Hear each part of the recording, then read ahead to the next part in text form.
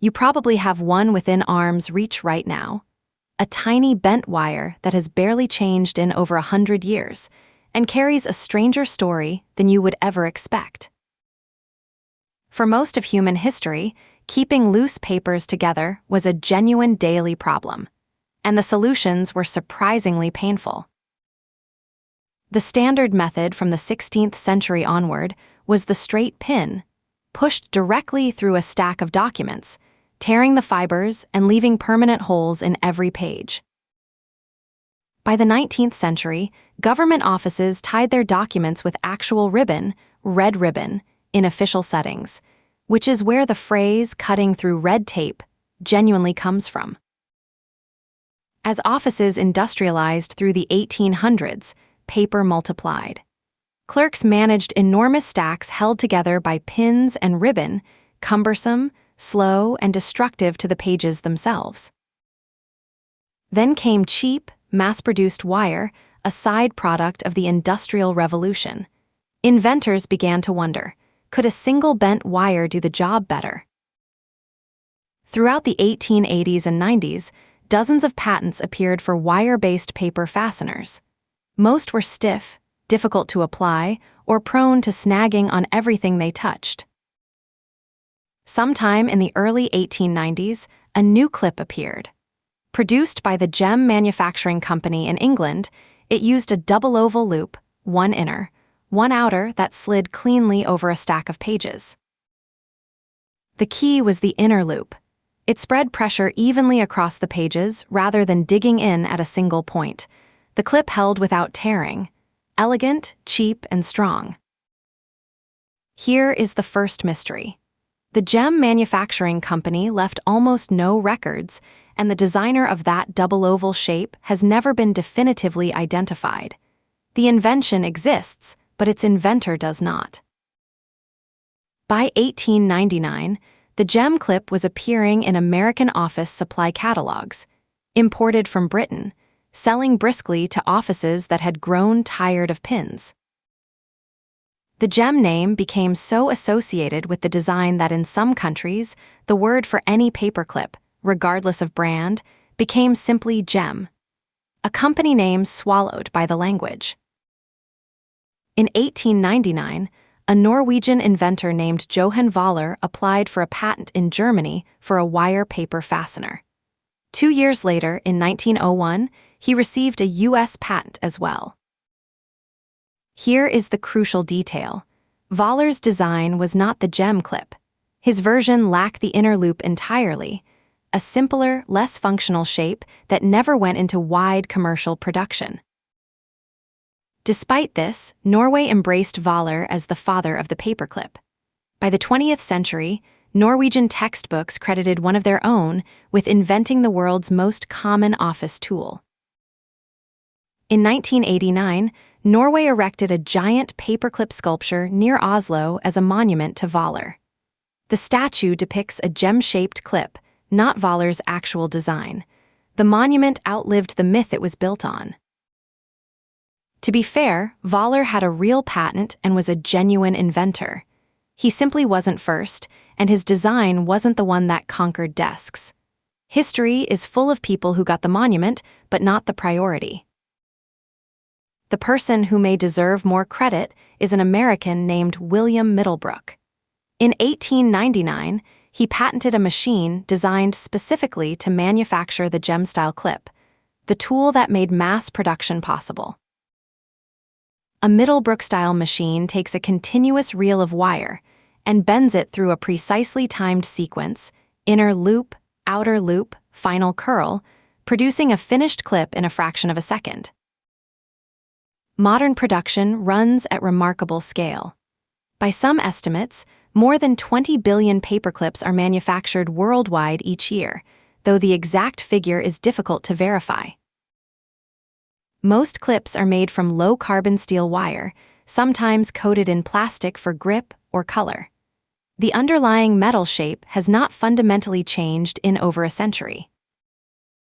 A box of 100 clips could be bought for pennies, cheap enough to lose, cheap enough to give away. That disposable price point was as carefully considered as the design itself.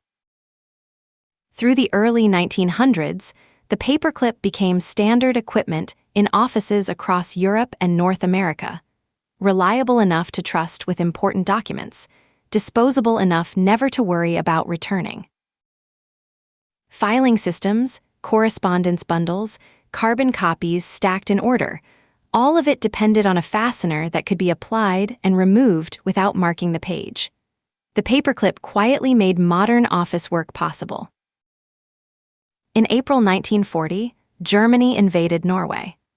The country fell within weeks, and ordinary Norwegians began searching for ways to express defiance without putting themselves directly in danger. Norwegian patriots had begun wearing portraits of their exiled King Haakon VII until the Germans banned it. They needed something the occupiers couldn't easily outlaw, something that looked innocent. Norwegians began clipping paperclips to their jacket lapels. A paperclip held things together. Norway would hold together. Wearing one said, without words, "I am with my people." The choice was almost certainly tied to the Valor myth. Norwegians believed they had invented it, making it a point of national pride. The myth, though historically wrong, gave the gesture real weight. German occupiers eventually caught on and reportedly discouraged the wearing of paperclips in certain contexts. A regime that feared a bent wire had reason to fear the people wearing it. When Norway was liberated in May 1945, the story passed into history. Veterans kept their clips. Historians documented it. It became one of the quietly remarkable stories of occupied Europe. Decades later, in 1998, students at Whitwell Middle School in Tennessee began collecting paperclips to memorialize the victims of the Holocaust, one clip for each life taken. The project drew donations from around the world. Millions upon millions of clips arrived in the mail, from survivors, from schoolchildren, from strangers moved by the idea of holding something that stood for a life. The clips were eventually housed in an authentic German railcar used to transport victims to the camps. One small bent wire, one human life. The weight of that is almost impossible to hold. Computers arrived. Email replaced memos. And in the 1990s, every major email client in the world chose the same icon for the word attachment, a small double oval loop. In 1997, Microsoft introduced an animated paperclip assistant named Clippy into its Office software.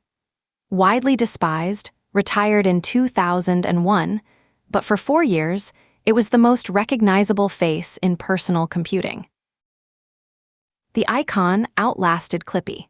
It appears on billions of screens every day, in every email application in every language, as the universal sign that something is coming with you. You can buy a box of gem-style clips today, and they are functionally identical to what appeared in catalogs in 1905. No one, in over 100 years, has improved on the double oval loop. There have been challengers, butterfly clips, binder clips, bulldog clips, spring-loaded variants. None have displaced the gem. It remains the shape the brain pictures when the word is spoken. The gem works because of a balance between grip and gentleness that is genuinely hard to improve upon. Small things that endure tend to have solved their problem completely the first time. There is something about the paperclip's scale. It fits in a pocket, costs almost nothing, and can be bent into a bookmark or a tool at a moment's notice. Nearly every person on Earth has held one. We went from stabbing documents with pins, leaving holes, drawing blood, to a clip that leaves almost no trace.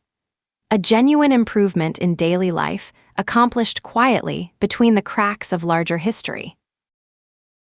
It was designed by someone whose name we will never know, for a company that kept poor records, somewhere in England in the early 1890s, probably because they were tired of getting poked by pins.